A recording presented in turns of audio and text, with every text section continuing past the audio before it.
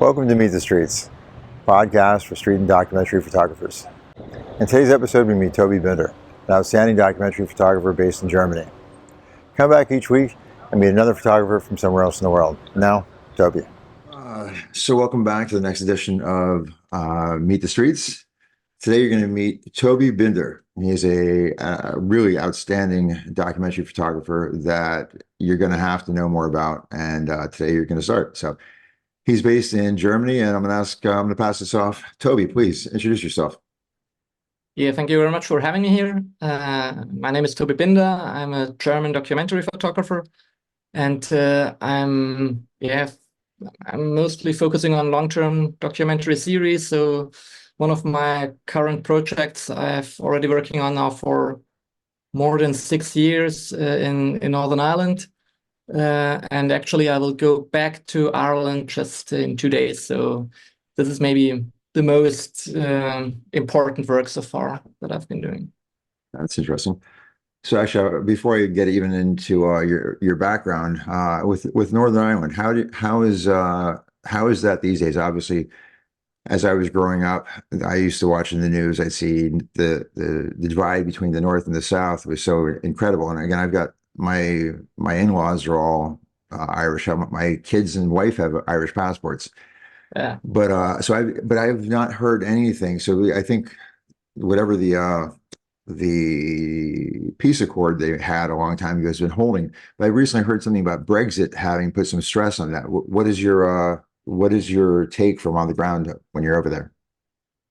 Yeah, to be honest, I mean, the reason why I started this project in Belfast again was when the British decided to leave the European Union and Brexit happened. So I decided I want to go to a place, where the community is really, I mean, most of the Irish Catholic people, they voted to leave in the European Union. Most of the British Protestant people, they decided they want to go with UK and just leave the European Union. So I thought it's interesting to have these two strong communities that really voted in very strongly together to go to Belfast, because you have this very close together. I mean, I think in the UK there were many places, little villages voting almost completely to leave, or other communities they wanted to stay. But in Belfast you have it just very door to door. So I decided to go back to Belfast when the referendum happened.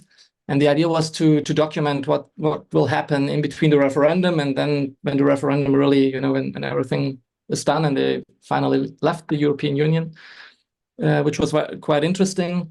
And then I decided just to keep on going with this project, because I had so many good contacts then, and it was just a very interesting time. And I think it was, like you said, I mean, there was a concern that this Brexit decision will threaten the peace agreement, and but it was also, I think, economically many things changed, and generally I think the peace was very strong link to the economic situation, because if the people are somehow doing well, then there is no reason to grab a weapon. So yeah. It seems to be that way in every country. Obviously. Yeah. And there was, again, back in ancient Rome, it was a bread and circus. Give people something to eat and entertain them somehow, and they forget that you're overlording them and threatening their safety as long as they're entertained and fed. Yeah. One more very interesting thing. I mean, it's always somehow said it's some kind of religious conflict, because it's easy to say, okay, these are the Catholics, these are the Protestants, but in the end, it's more like a social conflict, because it's just if you tell the poor people, you're poor because you're Catholic, and the Protestants get more, then you can somehow can cause trouble. But if you see there are poor people on both sides, and if the economy is growing and everybody's doing well, then there is no reason for a conflict, actually. So yeah, let's hope we can get back to that, or at least maintain it. Scary stuff. So how long have you been? A couple questions. One is photography your main source of income, or are you just a full-time photographer, or do you have a 9 to 5 and then you do personal projects? No, I mean, of course I'm focusing somehow on these documentary projects, but yeah, I mean, I'm shooting a lot for magazines and newspapers, and more maybe than because I told you I'm more interested in long-term documentaries, lots of time, but it's very difficult to get that published or to get it paid at least. And Yeah. so, Yeah. I mean, the main income is just shooting for newspapers, magazines, short documentaries, short stories, portraits. That's cool though. Well, yeah, but so it's nice so that you're fully immersed. That's your whole life basically. Again, that was mine for forever.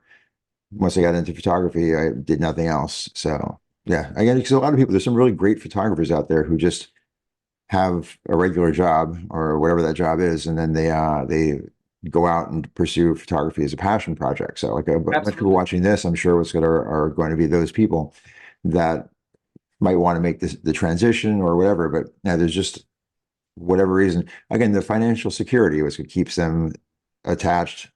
When people say, like, "Oh, you're a professional, so you must be good," not necessarily. No, not at all. No, I mean, Yeah.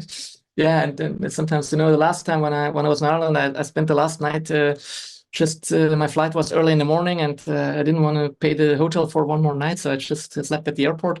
And one of the guys I met there was like, "Wow, I thought you were a famous photographer, so you can't afford a hotel." And I mean, if you can save money, I still try to, just not to spend that much money because it's not so easy to earn the money with photography. So it's but I think everybody has to find his own way how to deal with it. Yeah. I have no family, so you need more. I mean, before the kids were here, I think I didn't need much money because I don't need many things. So it's easier, but now with the kids, it's a little bit more difficult. And yeah, and again, it's and the specific genres you've chosen, there's, I think people just automatically assume that what's going on if you're working as a full-time photographer, you're going places, you're working for, because you've done work for Le Monde, done work for Stern, you've done work for some really prestigious publications. But from what I know, they pay nothing. So like to keep up, you have to work a lot. Yeah, I mean, you should work a lot, but I mean, they don't. You don't get an assignment every week, so it's difficult. I mean, either you should get more assignments or you should get paid better, but it's somehow difficult. I mean, it'd be good if it was both. The last 2 years, I also tried to get a little bit more into. I'm now shooting a lot for NGOs, because they. I mean, this is somehow the topics are very similar. I mean, and I mean, the kind of photography is maybe not exactly the same, and not the depth I want to have in my work. But sometimes it's good, I mean, you get access to people and to topics, and I really like to shoot for them because I know that they're doing something good, and they pay sometimes better than the magazines or the newspapers. So it's somehow, just trying to figure out how to keep on going and not doing something completely different. So what was your I was going to ask this and then I sidetracked myself, but what I thought was a better question. But what is your back? Like, how did you come into photography? Like, what was your like? Were you inspired by something you saw? What was your path? I'm really sorry. This is a very boring story. It's also not like when I was 5 years old, my dad gave me a camera. Not at all. I mean, I started studying. I mean, when I was 5 years old, I wanted to become a football player and not a photographer. So that's something. But that didn't work out. So I studied graphic design at the Academy of Art in Stuttgart in Germany. And when I studied graphic design, we had to do this layouts and designing magazines, and most of my friends, they just grabbed the material to work with and then make beautiful designs. But I didn't find the material I wanted to work with, so I had to produce the material myself. So I just took the photos and then did the layout with the photos I took. And finally, I just realized it's much more interesting to take the photos and not only work with the pictures, because I just realized that I like to be outside in the streets. I like to be in touch with people. I don't want to sit all day long on the computer.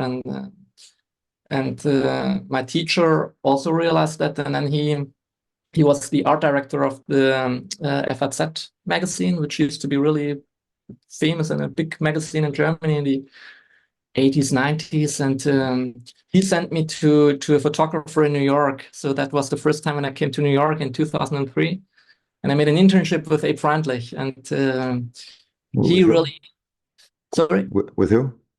Abe Freundlich. he used to work a lot for the FZ magazine, and I think he became famous as a real brilliant portrait photographer. But he also did a lot in the streets, and I think he actually put me on that track. He just traced me all the streets of New York. I don't know how many miles I walked every day, just walking through the streets and taking the photos. And then I realized that this is really what I want to do. And yeah. That's cool. It reminds me of Joel Meyerowitz. His what he says that he was doing what you were basically he was doing layout. He was working with the photos, and when he started taking the photos or making the photos, should I say, he had more fun, and he just said, "That's it, I'm done." I became and nobody ever thinks about him as anything but a photographer, but that's not how he started. Yeah. And sometimes my friends even they made some jokes on me, and they said, "Okay, we believe you're not even have a film in your camera. You just use the camera to get in touch with the people, and because I realized I like that. And sometimes it's tough and it's difficult, but it's maybe the interesting thing about it. You never know how people will react, and if you have a camera, they will react. There always happens something, and I always, till today, I love to shoot with the Mamiya 645, the big camera. So I don't want to hide the camera and shoot somehow so people don't realize. I really love to know them that I'm around with the camera. And it's maybe more difficult to get quick snapshots. But maybe that's also the reason why I finally ended up in long-term documentaries, because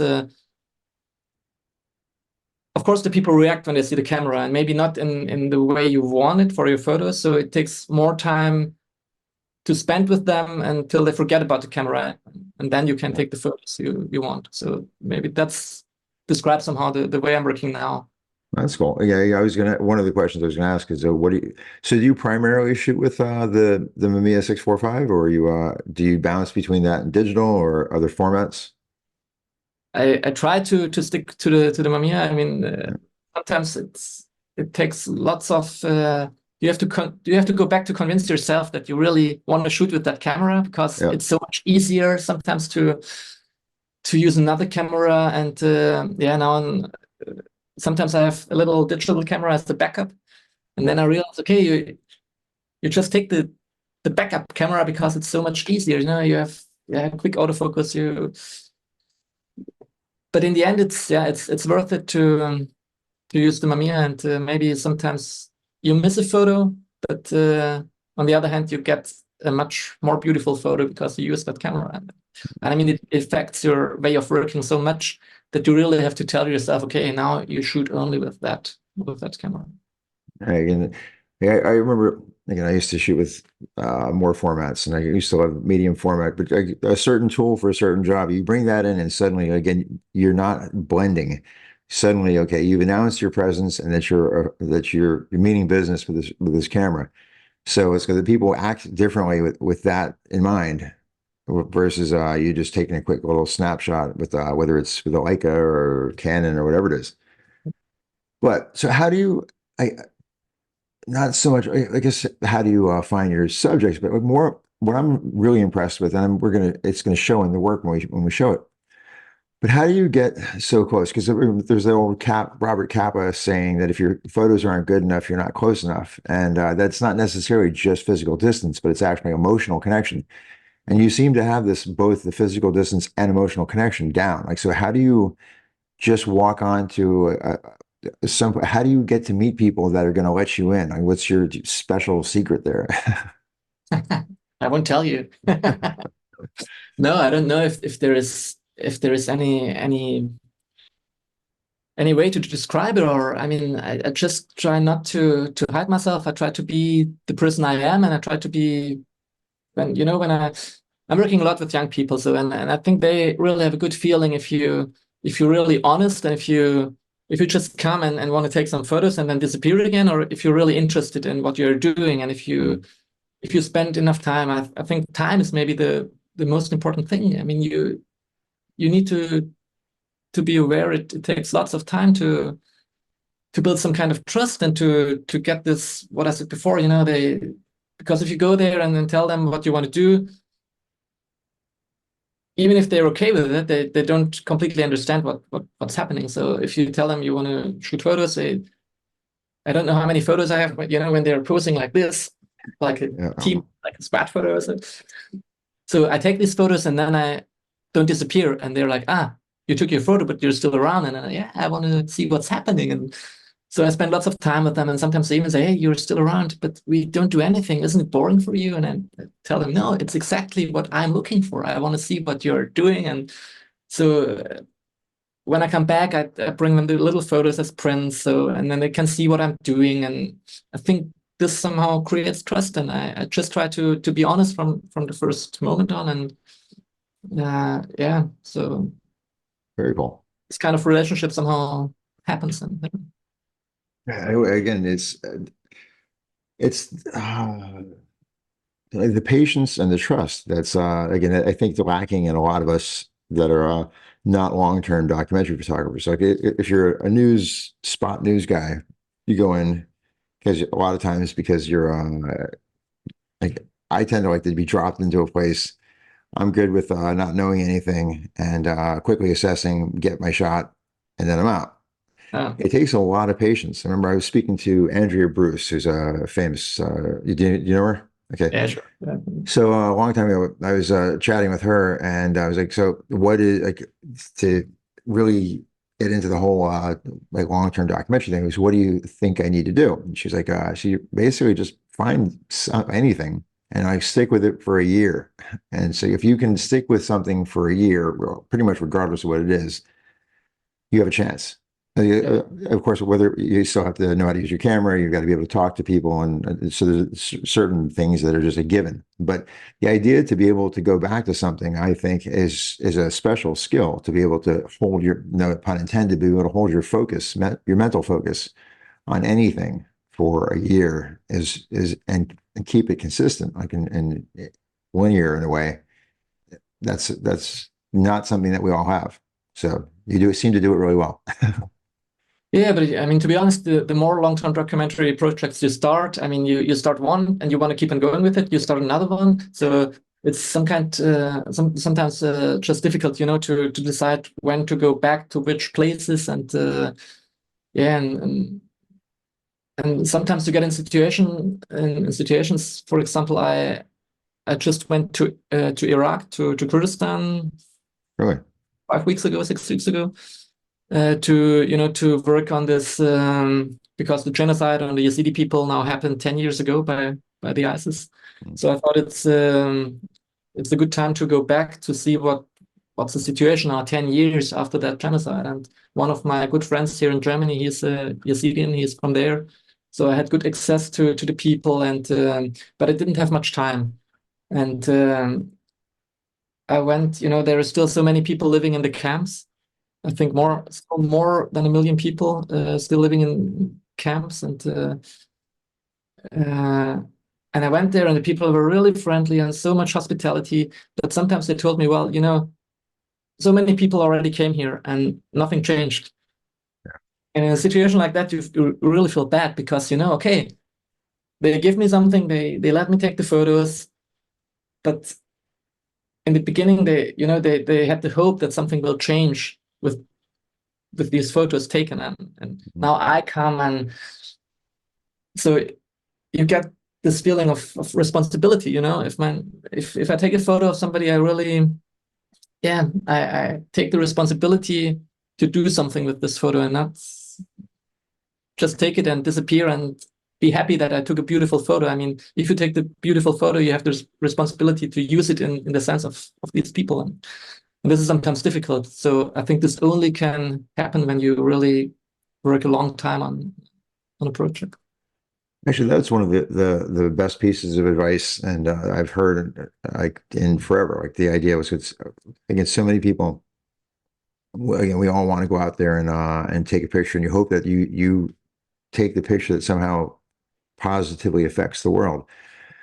But again, more often than not, it's not going to. And then a lot of people don't continue on with their projects. So you start by trying to gain some trust, and then people believe you, and then they give you access to their personal lives.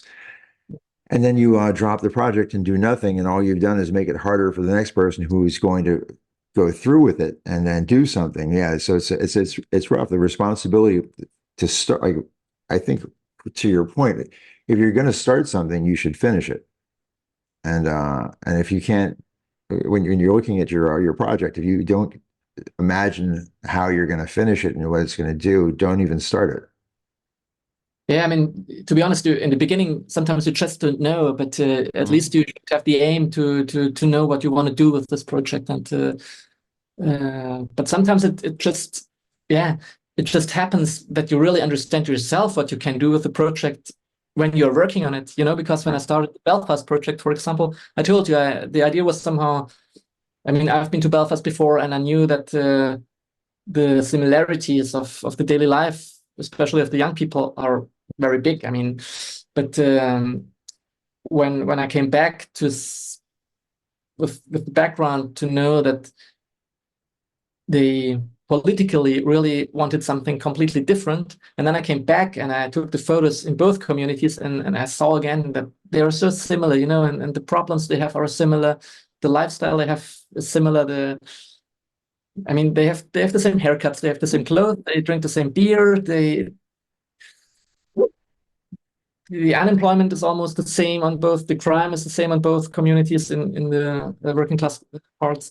So the idea of the project, I realized, okay, the idea of this project has to be to show these people that they have more in common than what divides them, because there are always people telling them that those are the others and they are so different, and this is just not true. So this was somehow the mission of this book, that I made, that they can see that they're just the same people. And yeah, that's crazy. Yeah, it's the worldwide problem. Everybody wants to believe that they're the problem, and if we just eliminate them, everything's going to be what's called sunshine and roses. But yeah, but unfortunately, so we find out that we're all just people, and we care. We'll find a new problem. and in Belfast, it's really crazy, because there is still the walls somehow dividing these communities, and there are some gates you can go through. I mean, at night they close it, but during the day you just can go through.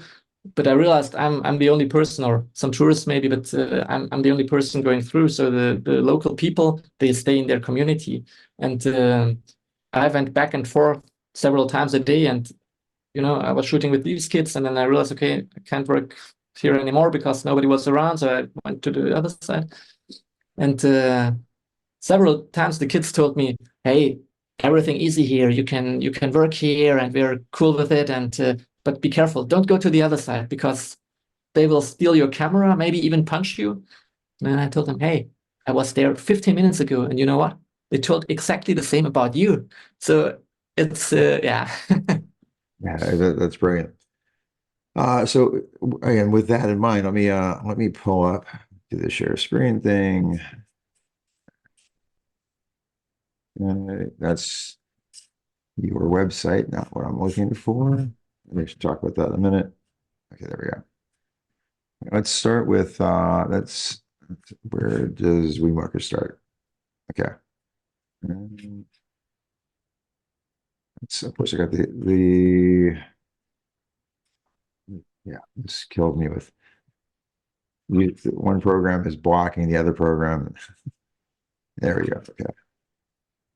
Now do that, and we're good. All right, cool.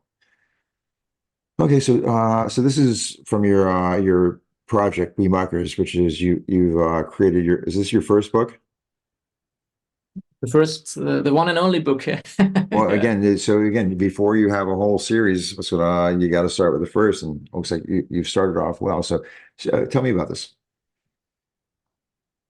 Yeah, I mean, I told you about the project that I actually started somehow the book project really after the Brexit referendum. But I was in Belfast before, because maybe I tell you a little bit how I got into this UK interest. And when I made my degree at the Art Academy, I made a project about football in Scotland, because I love football and I love Scotland. So I thought it's a good idea, because I realized the passion of the Scottish people for football is so crazy. I mean, now during the Euros, just here in Germany, you see it again. And I made this experience already in the 90s when I was in Scotland for the first time.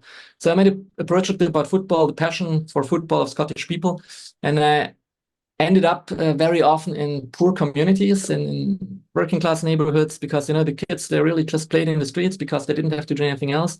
And it was really in the 90s, it was still some kind of way out of poverty for young kids to become a professional football player.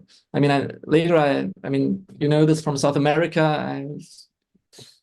I mean, everybody knows it, that this is a way out of poverty in South America, but I didn't know that it was in Scotland really very similar.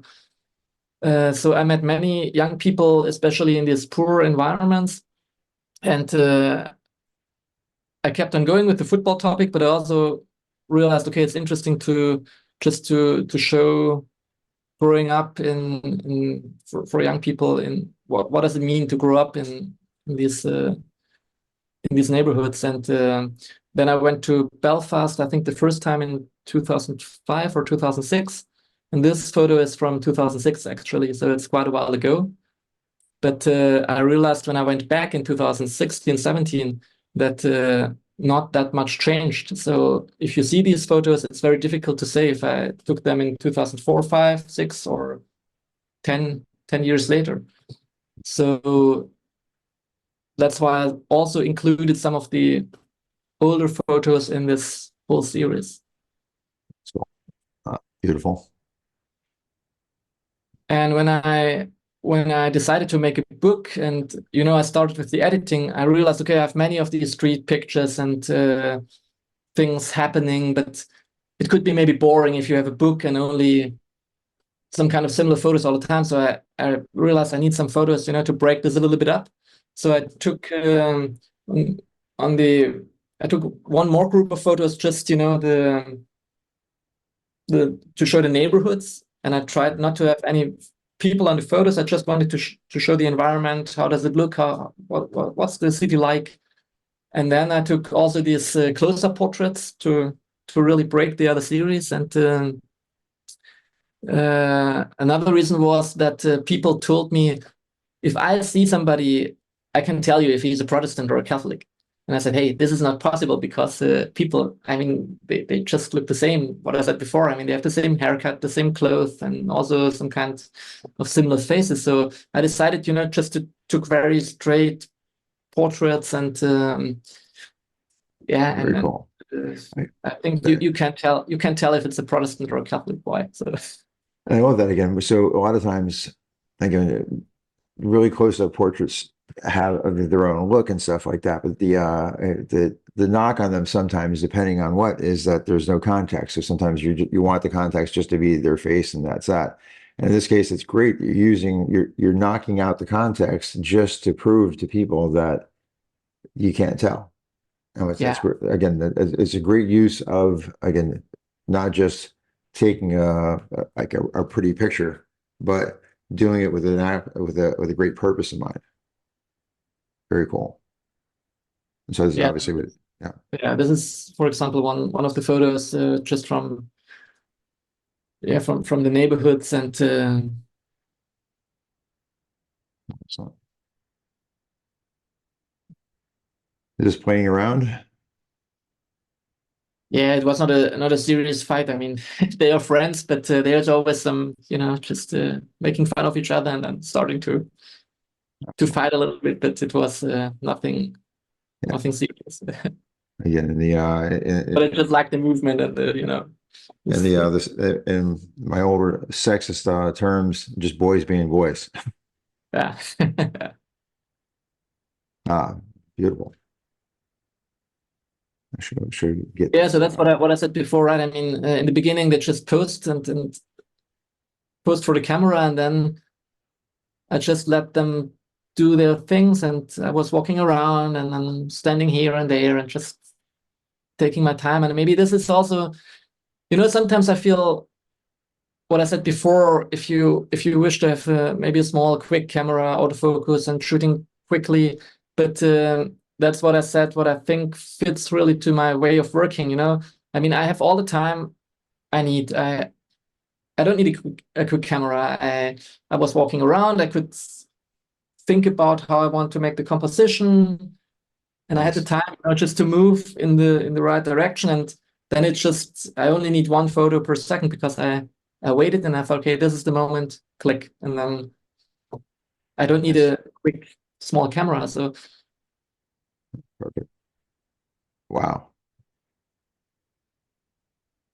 Oh, well, yeah. Again, I can things come to mind. I mean, again, the reality and and your thoughts can be anything. But so, what's the background of this? well, I mean, somehow you can say Belfast is the city of fires because you always have somewhere a fire. And I don't. Sometimes I met the guys of the fire brigade in Belfast, and I told them, "Hey, you guys really have a tough job because I mean, it's just burning somewhere all the time." Because I mean, you have the in July you have the big bonfires. You know, on the Right. 12th, the night of the 11th, they have the big bonfires. Uh, and when they build the bonfires, I mean, this takes several weeks. So mostly the young people are building the bonfires, and then when they do it, they also most of the time they have some small fires somewhere, with just some rubbish is burned, or yeah. Okay. But very often you just have kids and they're bored and they start a fire somewhere. So, but this one was really just a garbage fire, and the boy was in front. Okay. And Yeah, yeah, it's a powerful shot. Okay, so I'm not even going to ask was Protestant or Catholic, 'cause I have no idea. yeah, so, Just just wonderful. Actually, this is the shot that's behind you right now. yeah, right, yeah. Oh, that's cool. Oh, yeah, and a few things to process in that. Yeah, I somehow like the symbolism, of this photo, because you have all this barbed wire and you have many fences and walls in the city. I don't know how many times I just kept on walking and then there was dead end because there was a wall. Sometimes these neighborhoods are really so close together, or sometimes even little enclaves, and you have these walls around, and as a pedestrian you just can keep on going because you have to go back and all the way around the wall if you want to go Wow. to the neighborhood.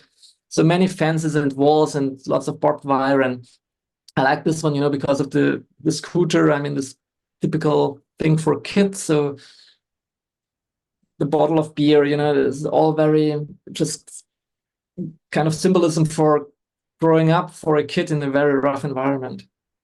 Yeah, again, and walls and barriers do not make for best friends. You can have everything in common, but you put up the wall again. If you create a wall where you can't see through, it's almost worse that you can see through it and it's got barbed wire and it's impassable because now you have a picture of the person you don't like.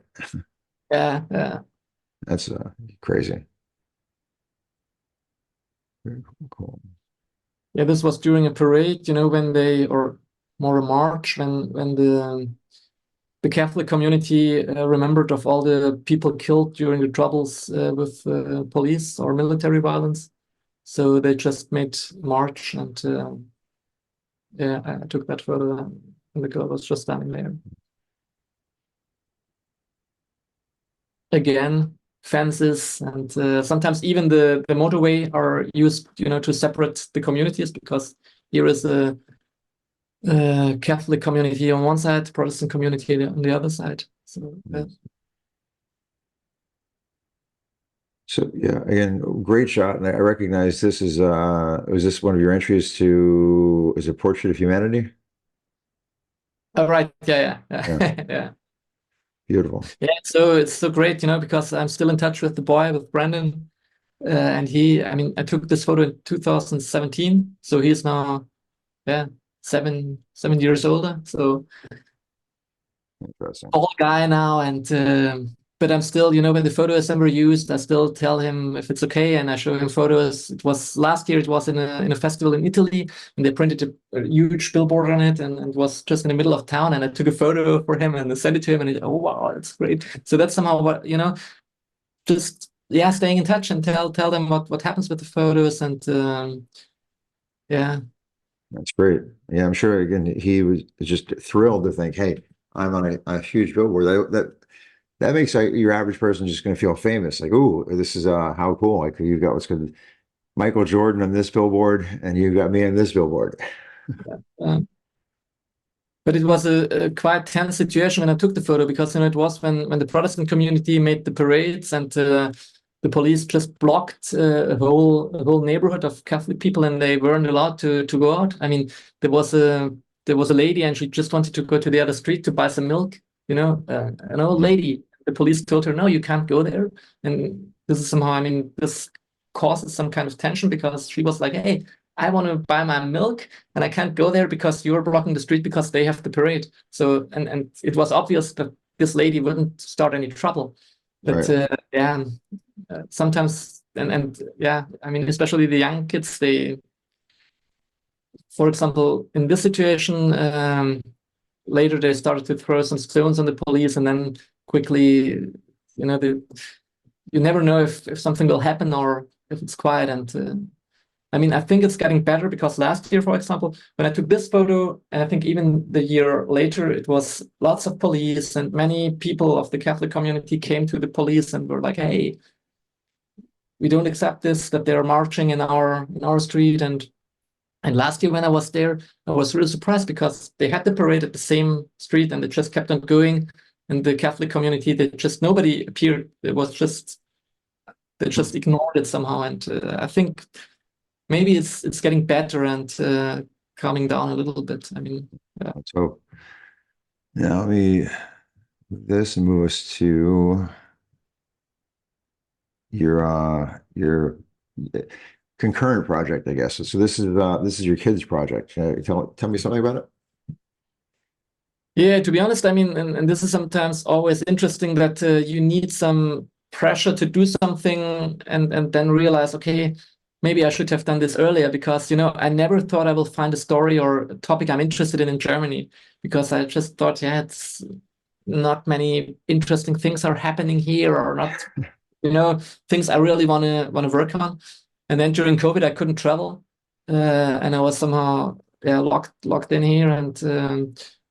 I decided to do a project with young people in Germany because homeschooling was some kind of big topic here because in Germany the schools were closed for a long time, and most families of the middle class they somehow complained about it, but they had the education to help their kids, they had the computers to make the online classes and all that, but if you go to neighborhoods where people don't have these possibilities, I mean, the kids, they just didn't go to school for 2 months.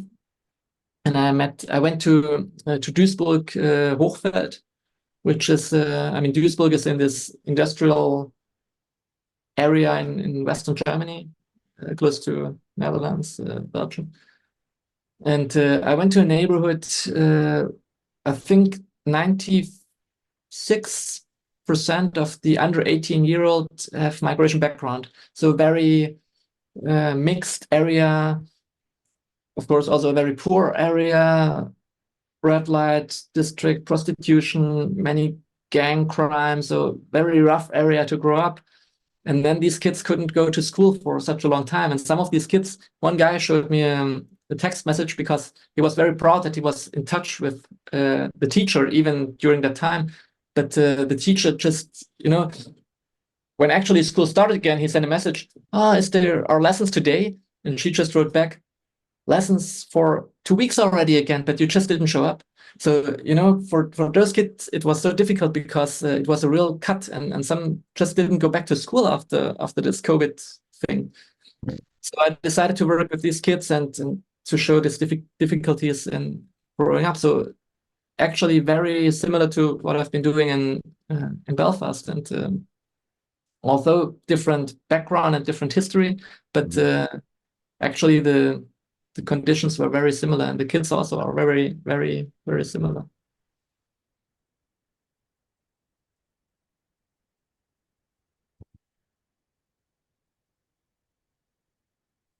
I mean, the styles are Kind of different. fashionable. Yeah.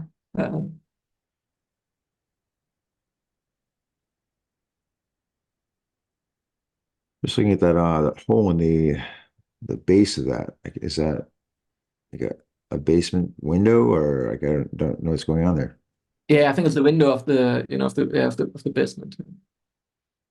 But it's very, I mean, yeah, many old houses, not good living conditions, and uh, the kids I've been working with, this is a community. I think most of them have they are somehow ethnical Turkish, but from Bulgaria. Okay. And when they come here, very often they have to live in really poor houses, very bad houses, and lots of people in not enough space. So even if they would have the technical possibilities to do this homeschooling, it wasn't possible because, I mean, if there are 5 people in a room, they Yeah. can't do online lessons. And Yeah. so most, I've, because in the flats it's so narrow, everything, the kids are outside most of the time. yeah, I've seen like obviously countries even before the I guess it's related to immigration for centuries and whatnot, but I can think of the odds are so stacked against you at this point, even though they might be marginally better than the place that you left, but then your home, your new country, which doesn't seem to after they welcome you in, suddenly what's called you're kind of stuck. Sections of New York where I grew up, the exceptions kind of prove the rule. Like every now and then you'll find somebody who is brilliant, and so they fight all the odds and they get out and they become their lives become amazing. Yeah. But if it was so common and easy to do with just hard work, well, you wouldn't remember just those few people that did it. Everybody would be doing it, but they Yeah, get locked yeah, in. but this some the interesting thing I realized here, because I met some of the guys, and if you work a lot with young people, you realize somehow the structure of a group is always somehow the same. They're always sometimes those guys who really, in the beginning they try to provoke you a little bit, just to check you out if you can deal with it. Then you have the more quiet ones, and then you have one who is really smart and understands from the beginning on what you want to do, and he tries to support you somehow, but maybe he is not the most important in the group. And then you have many just doing what one guy said. So the structure of these groups are very similar. And I met here also some of the guys, really smart kids, and they told me I have to get out of this environment because it's so difficult to achieve what I want to do while I'm here, because these influences are very bad. I mean, if you see that you can make a living with illegal things, and it seems to be very easy, of course it's more difficult to focus on something different, to focus on school, or and there are some of the, and then they really I think they Thinking can, about what's and you just need to support them somehow. And I mean, there are some youth clubs, and there are really people trying to take care of the kids. But to me, it was very interesting. For me, it was more in the beginning. It was a story about growing up, or in the beginning, it was about this COVID time, and then I realized it's much more. Actually, it's about migration. Growing up in Germany, if you have migration background, still very difficult for these kids to get access to education, to get access to better education. That Germany is still somewhat struggling, being a country of migration. Is for me so amazing, because when I talk to these kids, some of them told me exactly the same that my friends when I was young told me about their experiences, and this is quite a while ago now, and not that much changed. So it was quite surprising. I mean, all these double citizenship topics. I spoke to a guy, and he told me, well, yeah, of course I feel Albanian because my parents are from Albania. I have Albanian blood, but I am German. And when I'm away from Duisburg, I really miss it after 4 weeks. And if you hear a guy saying this, I mean, then you understand that he doesn't have to say, I'm Albanian or I'm German. I mean, you can be both, and that's completely fine. I mean, it's, and I don't know. I mean, the US is completely different because the US is this country of migration, but I think trust Germany me, could do you'd much be better. well again. The U.S. for being a country that That's the irony of the U.S. It's a country that it wouldn't be a country at all if it wasn't for immigration, and yet you got these strong winds of anti-immigrant rage. It's people just like it's nationalism, which becomes again it's a thing. Obviously, Germany knows about national. Every country at some point knows something about nationalism, but the U.S. is, I think, the weirdest country in the world when you think about its actual origins and that how anti-immigrant certain factions of the US are. Like they forget that statue in the harbor of New York that has a plaque basically talking about like the entire thing is there, talks about immigration. So it's And I think it was also shocking somehow, that you have this kind of racism and anti-migration by people who migrated themselves, but just maybe 1 or 2 generations before. So, and you have these, especially the neighborhood I worked here used to be very popular with Turkish people before, but now, they've been there for a while. They made their living, they built up businesses, and they made some money. So they are now able to move to better neighborhoods. So the new arriving people come to this neighborhood now, and you have this kind of racism from, it always goes, one step further. Yeah. And some, That's crazy. wow, shocking. I mean, it's, Yeah, again, because you don't have to look far back to recognize where your particular group, whichever group that was helped out by what's going on. Again, and just again, using what I know the best is in the US, was people think, well, they're just coming because they want our stuff. Well, partly true, because their home has gotten so bad that people forget how difficult it is. Like, so a lot of Americans don't like to go on vacation for more than a short period of time because they miss their home so much. So imagine you're saying, hey, I'm going to leave permanently everything I knew behind, the language, the culture, the places where I had my first date, which are this, that, my grandparents, the cemeteries, all of that, to go to a place where I might not even be welcomed, but it's going to be better than what I currently have. That shocks me. The courage it takes to do that. And yet, what's called people think that they're just coming because they want to be opportunists.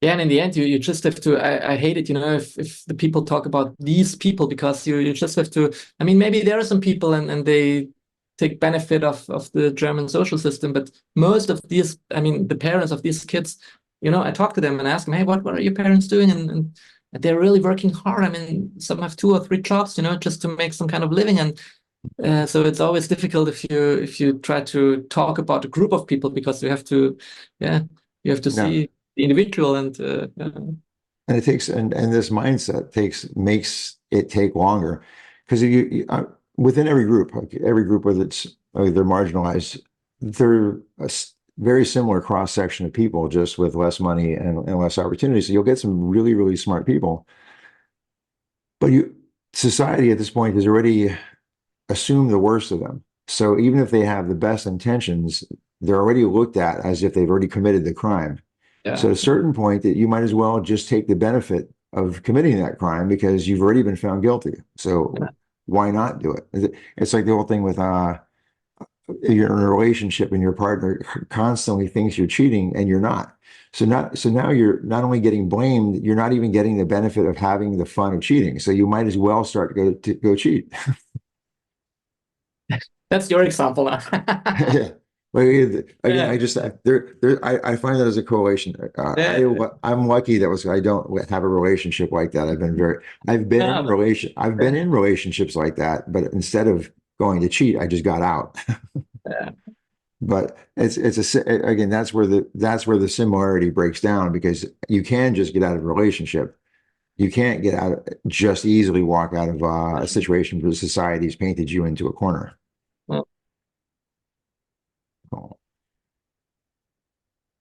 Yeah, and you see, I mean, just what you said before. I mean, you hear that a lot. They seem to have these fancy clothes and they have money to smoke. How could this be poverty? Because I told the people, hey, this is poverty in Germany, and if you see it, the numbers, more than 50% of these kids grow up in poverty, what is somehow defined as poverty. And people say, yeah, but this is not poverty. And okay, I mean, then change with these people. There's this strange kind of understanding in Germany because we are this rich country. And of course, it's not the same poverty you see in other countries probably, but this is German poverty. And the situation is difficult for the kids. And, they spend all the money they have spent for these things. And this is also sometimes difficult if you have to, or you see what kind of understanding many people here have of the situations of others. Again, if people just think of, say, poverty on the scale of, say, parts of India, or various countries in Africa or wherever, and they just have these things like, oh, that's what poverty is. No, in a certain way, it's what if you take their situation as a percentage of their income versus the mean, and what can you do in that particular society? It's the US. I hear people constantly saying, oh, these guys have this and they've got that. They're not really poor. Like you said, okay, then go switch, live their life for a month, and let's see what happens. Actually, going back here, obviously, what's good, there's obviously some things that would say that this isn't Ireland, but I look at this picture and I could totally just imagine kind of slums almost anywhere. I can imagine in Ireland, I can imagine let's go parts of the US. I can easily think. Well, now that you mentioned Germany, again, I would have never thought Germany. Okay. These are the things that the biases we have in our heads about how places are. Yeah, they don't have lederhosen, right? Yeah. Yeah. But again, I could have easily said, like, flash this picture and then just say, okay, where was that? And I might go, it could have been in England. It could have been London, or wherever. Again, there's a bunch of places in London or in England that I can't think of off the top of my head, but I've seen pictures. So, but yeah, you can transpose this to so many different spots, and yet the outcome is the same. Yeah, and looking at this, to your point earlier, whether it's Catholic or Protestant, if you were just to show this, you're not going to say, oh, this kid's poor. You're not going to say he's rich. You're not going to say anything. You're just going to say he's a kid. Yeah. And I mean, the idea, or I always tell them, to try to look somehow neutral to the camera, because I don't want them, especially if they're the friends around and it makes more fun, and so I tell them not to laugh, or not to, just looking neutral to the camera. But even though it's never neutral, I mean, they have so much emotion or something. I mean, if you look at the face, at the eyes, there is still some message in it, and I like that. I mean, the neutrality is maybe that they don't smile or have any expression I tell them to have, but there's still so much in this. Yeah, well, the eyes give it all away. So you can have somebody smiling, and they can still look like they want to kill you, and somebody can not have a smile, but their eyes will make them look happy. Yeah. This kid's looking like very introspective. Again, he's telling you something, and no particular idea what. But you can see that there's something going on. There's nothing vacant there. Yeah. Yeah, and this is, I just try to give a feeling for this environment. And when I came there the first time, I tried to get an idea of the neighborhood myself, because I grew up in the South and I've never been in this area of Germany. And when I came here, in the beginning, I didn't really understand what's happening, because you have lots of Antifa graffiti, and you have lots of then you have these Germany flags in the windows, and you don't understand if these are some German people that have been living there for centuries, and they're like, hey, now all these other people are coming here, and this is still Germany. or if it's people coming here and saying, okay, now we are part of Germany. And so it's very difficult to understand what's going on, because it's such a strange mixture of people, cultures, political influences, and then, yeah. So I thought this was a very confusing and interesting moment here. Agreed. Okay, back to. Let me get Spartan. All right. So. And also maybe get back to the last photo, the similarities to Ireland, this kind of you have in especially the Protestant communities, you have lots of Union Jacks, and just this showing this is ours, and this was some kind of similarity now with this Germany flag. So what is the reason to have a Germany flag in your window? It's just like maybe showing that we are still here or something like that. And so this is on your website under your project. So you have, again, your, move this one, so the commercial, you think we're hid. There we go. I can move that. Yeah, it's cool. I can move that. So again, the portraits and your about and stuff. Again, and of course, your shop here, so people can go and buy your book. Questions. I love the idea that you've got these signed and numbered prints. Are these? Knowing that was your prints, these are shot with film on your Mamiya.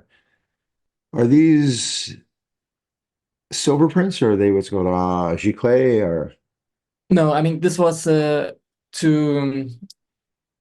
I published the book, I had to make a crowdfunding campaign. So I put it on Kickstarter, and you have to on Kickstarter you have to do these little packages what people can buy to finance the book. And I had this one package was just the book and this very small inkjet prints, just to have something more than just the book.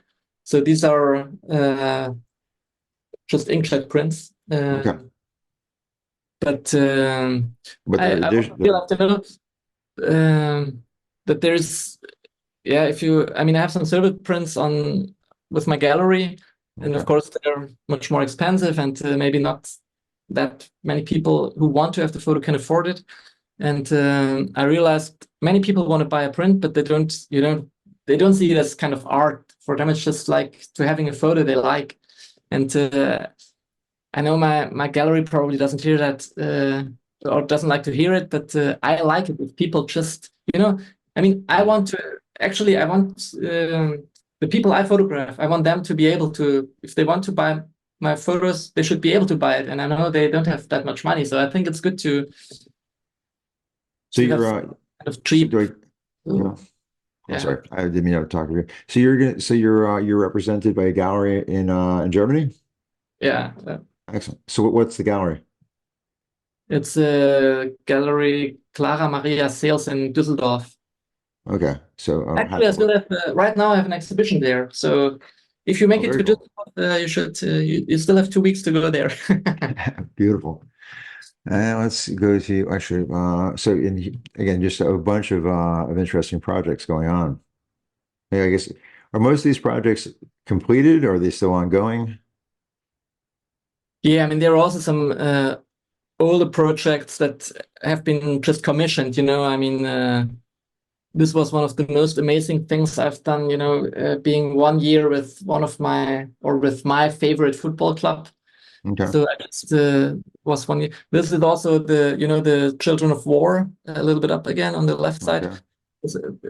Going down. One more down. Yeah, I know one more. Here, this is about. This is interesting. It used to be an assignment, I think, 10 years ago now, or maybe even 12 years ago, about an NGO in Germany providing medical care for children in Afghanistan, because they can't be operated in Afghanistan, so they bring the kids to Germany, provide all the medical treatment they need, and then they bring the kids back to their families.